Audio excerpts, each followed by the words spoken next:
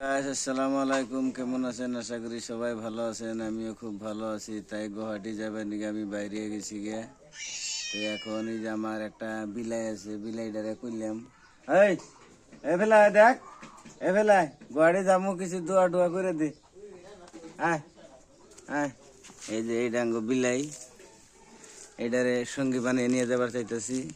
একলা একলা থাকা মেলা কষ্ট হয়তো, একলা একলা থাকা মেলা কষ্ট। এই যা, এই যে ফেলে দেখ, এ ফেলে দেখ, হ্যাঁ এই যে ফেলে দেখ, দর্শকরা লাইক দে।